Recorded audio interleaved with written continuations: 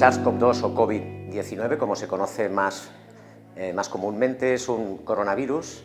que se transmite por vía respiratoria. Es un virus que la diferencia fundamental, la característica fundamental es que tiene una elevadísima transmisibilidad, se transmite por el aire y por las gotitas de saliva que nosotros emitimos al hacer cosas tan normales como el hablar, al toser, etc.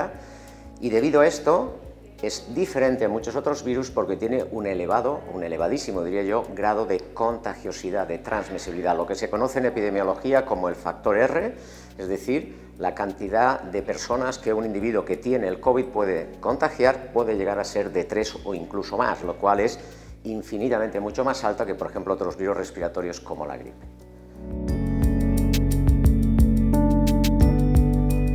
Las complicaciones que produce este virus depende de la fase en la cual nos encontramos, en una fase inicial, lo que se dice la fase inicial de contagiosidad, cuando hay mucha cantidad de virus, sobre todo en nuestra vía respiratoria, produce un cuadro respiratorio similar al de cualquier otro virus, como por ejemplo la gripe. De hecho, los síntomas más frecuentes de esta infección son la fiebre, una fiebre que puede ser muy alta, hasta de 39-40 grados, que puede durar una fase variable,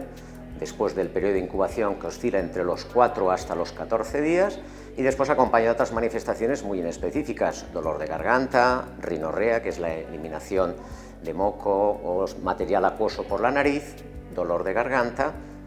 Es muy característico también mucho dolor muscular, los pacientes lo que explican es que tienen una astenia, una sensación de trancazo, no se pueden prácticamente mover porque tienen mucho dolor muscular.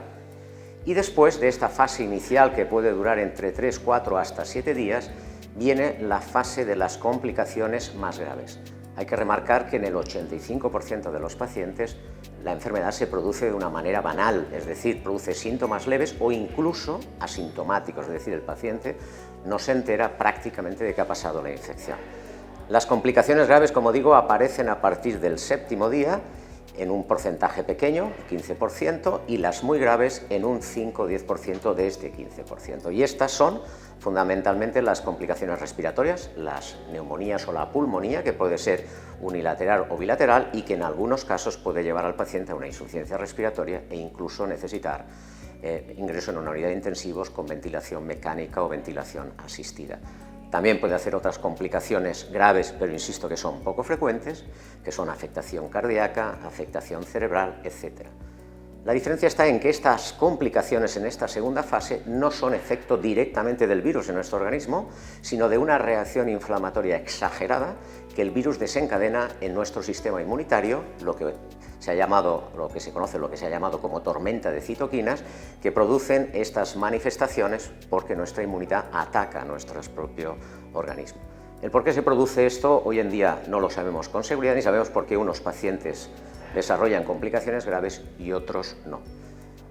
En resumen, la diferencia fundamental entre este coronavirus y otros está en su elevadísimo grado de transmisibilidad, que afecta a miles, a cientos de miles de personas, y aunque la mayor parte de ellas cursan de forma banal, como afecta a tanta gente, al final las consecuencias que tiene para la sociedad y epidemiológicas son muy importantes.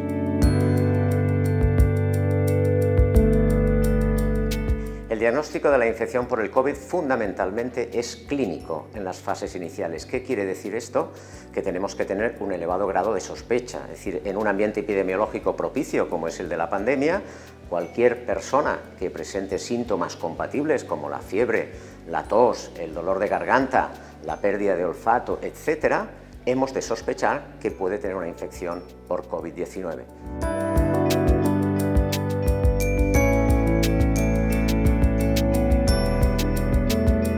En estos casos lo que hay que hacer es un diagnóstico de confirmación.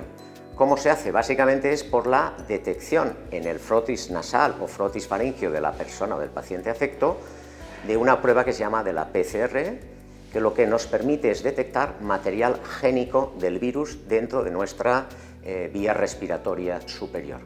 Esto, como ustedes saben, se hace con un escobillón que se introduce en la nariz, muy adentro de las fosas nasales hasta llegar a la parte superior en ambas fosas nasales, y otro escobillón que se tiene que poner en la faringe, en la parte posterior profunda de la faringe. Esto se lleva a un laboratorio de microbiología y nos dan el diagnóstico de si hay presencia de material genético del virus en nuestra vía respiratoria. Esta es una prueba que tiene un periodo de latencia entre que hacemos la muestra y tenemos el resultado a día de hoy largo, generalmente puede tardar entre 8 o 12 horas y según en qué circunstancias por la plétora asistencial hasta incluso 24 horas. Desde hace relativamente pocas semanas disponemos también de un test rápido, una PCR rápida que nos permite llegar al diagnóstico en menos de 2 horas, pero no siempre disponemos en función de las necesidades del test rápido o del test largo. Pero insisto, el diagnóstico de confirmación en la fase aguda de la enfermedad se basa en la detección de material génico del virus en las muestras respiratorias de fosas nasales y de garganta. Cuando el paciente ya lleva un tiempo de evolución, es decir, han pasado ya unos 7, 8 o 10 días, el organismo empieza a fabricar anticuerpos contra este virus y entonces el diagnóstico lo podemos hacer por lo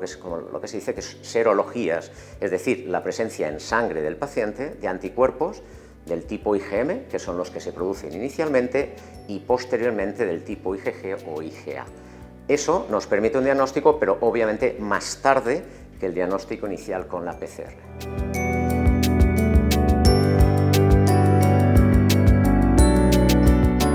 La interpretación de las pruebas diagnósticas en los pacientes con sospecha de COVID debemos tener en presente lo siguiente, es decir, la PCR en frotis nasal o faringio tiene una elevada sensibilidad, hasta el 80-90%, en función de la metodología de recogida de las muestras, es decir, lo tiene que hacer fundamentalmente personal experto que sepa recogerlo, y en estas condiciones la sensibilidad de la prueba es de más del 90%, lo cual quiere decir que hay un pequeño porcentaje de pacientes que pueden tener la PCR negativa y que si la sospecha clínica por los síntomas que presenta son importantes, una PCR negativa no nos descarta en las fases iniciales la infección por COVID. Lo mismo ocurre con el diagnóstico con los anticuerpos, con la serología. No todos los pacientes producen anticuerpos de la misma manera y hay algunos pacientes que en las fases iniciales, en los días a partir del décimo día, la producción de anticuerpos es baja y posiblemente haya que repetirla. De aquí que lo importante es hacer una combinación de los datos clínicos del paciente con los resultados de las pruebas diagnósticas, y eso, el único profesional o los únicos profesionales que pueden hacer una interpretación adecuada para evitar falsos positivos o falsos negativos es un profesional médico cualificado y que tenga experiencia en el diagnóstico y en el tratamiento y en el manejo de estos pacientes.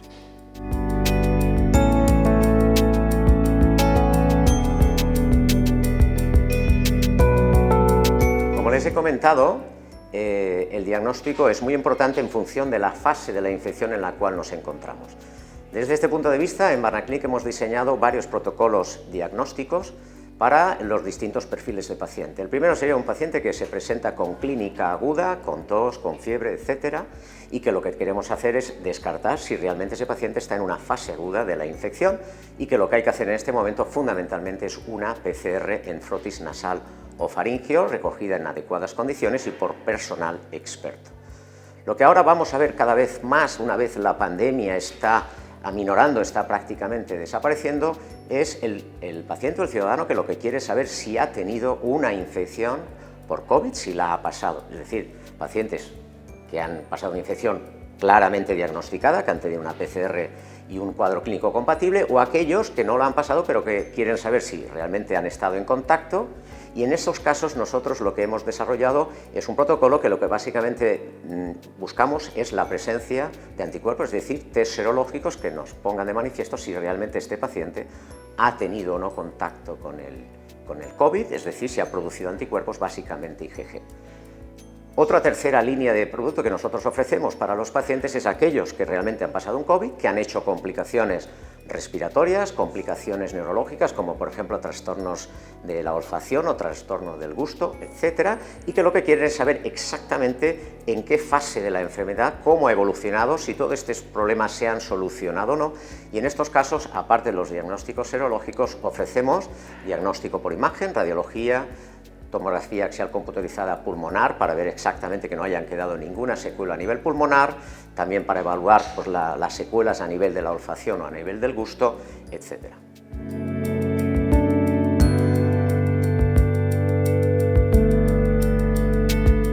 Esta es una pregunta importante y si me permiten sería la pregunta del $1.000.000.